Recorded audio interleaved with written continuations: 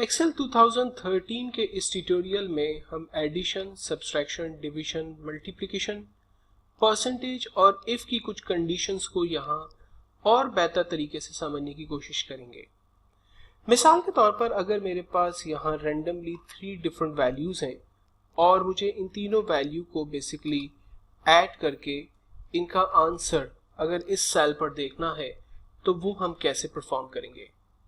इससे पहले हमने ऑटो सम और equals to sum then bracket open की कमांड को इस्तेमाल किया था, जबकि यहाँ पर तीनों वैल्यूज हमारी 3 डिफरेंट सेल्स पर और वो तीनों सेल्स बेसिकली अलग अलग लोकेशंस पे मौजूद हैं, तो उनको हम ऐड कैसे करेंगे।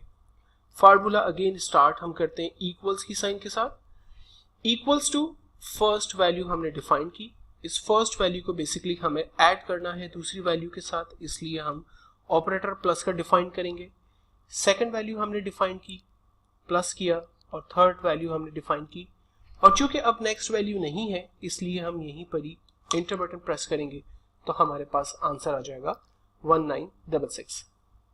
सिमिलरली अगर मुझे 3 डिफरेंट वैल्यू को सब्सट्रैक्ट करना है तो सिमिलरली बिल्कुल वैसे ही फार्मूला है। इक्वल्स के साथ हमने फार्मूला स्टार्ट किया, फर्स्ट वैल्यू में से हमने ऑपरेटर माइनस का डिफाइन किया, सेकंड वैल्यू को माइनस करना है और उसमें से थर्ड वैल्यू को माइनस करना है, इंटर किया, आंसर हमारे पास आ गया। अगर आप 2 वैल्यू को ऐड करके उसमें से तीसरी वैल्यू माइनस करना चाहते हैं, सब्सट्रैक्ट करना चाहते हैं, तो वो भी आप कर सकते हैं। एक्चुअल के अंदर आप कैलकुलेटर को ध्यान में रखें। अगर आप कैलकुलेटर में 2 वैल्यूज को आपस में ऐड या सब्सट्रैक्ट या डिवाइड या मल्टीप्लाई करना चाहते हैं तो आप क्या करते हैं, फर्स्ट वैल्यू डिफाइन करते हैं, ऑपरेटर डिफाइन करते हैं, and then second value define करते हैं, लास्ट में इक्वल बटन प्रेस करते हैं, आपके पास रिजल्ट जनरेट होता है। यहां पर भी बिल्कुल यही करना है। सबसे पहले हमने इक्वल बटन प्रेस किया, फर्स्ट वैल्यू डिफाइन की, ऑपरेटर हमने डिफाइन किया, सेकंड वैल्यू डिफाइन की, ऑपरेटर डिफाइन किया, और थर्ड वैल्यू डिफाइन कर दी। लेट्स सपोज मुझे 727 में से 553 को ऐड करना है और जो भी आंसर बनेगा उसमें से सब्सट्रैक्ट करना है 686 को। फाइनली मैंने इंटर बटन प्रेस किया, मेरे पास आंसर जनरेट हो गया। अगर मैं इन 2 वैल्यूज को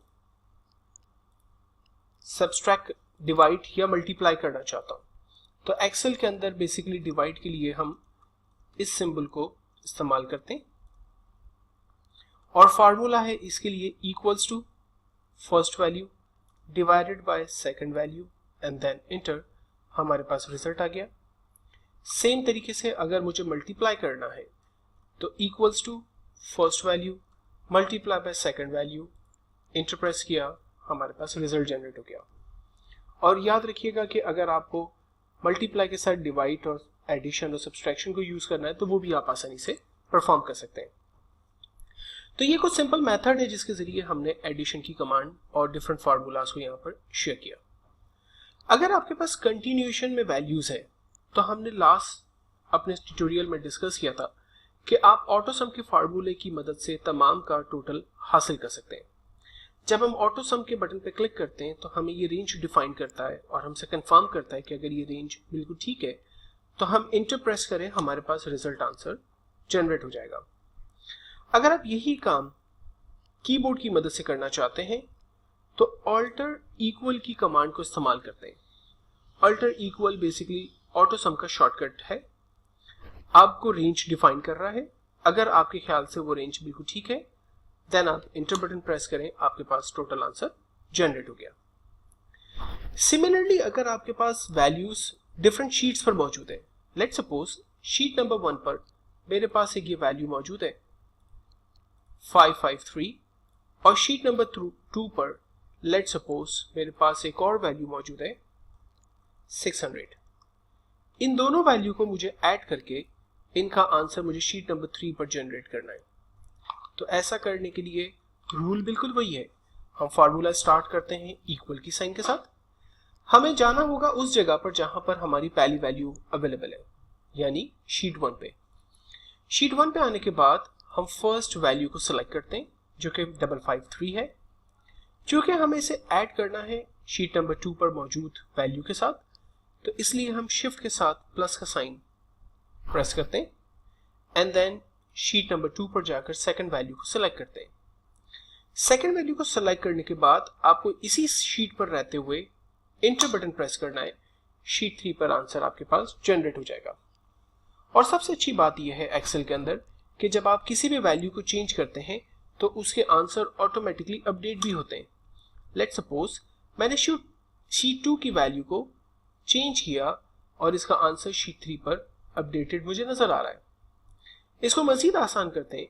शीट 1 पर जो बेसिक सैलरी इरफान की है, लेट्स सपोज इसको मैं 6000 रुपीज डिफाइन करता हूं।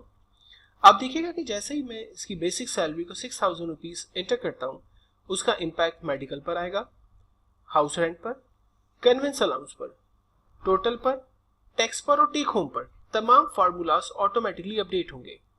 Now I am going to press the enter button. आप देखें तमाम के आंसर ऑटोमेटिकली अपडेट हो गए। तो एक्सेल के अंदर बेसिकली फार्मूलाज इस्तेमाल करने का मेन ऑब्जेक्टिव ही यही है कि आप वंस फार्मूला ऐड करते हैं, वैल्यूज को आपस में मल्टीप्लाई, डिवाइड या माइनस, या जो भी आपने कंडीशन उसमें अप्लाई की है, आप वो डिफाइन करते हैं। और जब आप वैल्यूज को फर्दर आगे जाकर चेंज करते हैं तो आपकी तमाम वैल्यूज, वो वैल्यूज जो किसी भी शीट के अंदर जा रही होगी, वो ऑटोमेटिकली अपडेट हो जाएगी।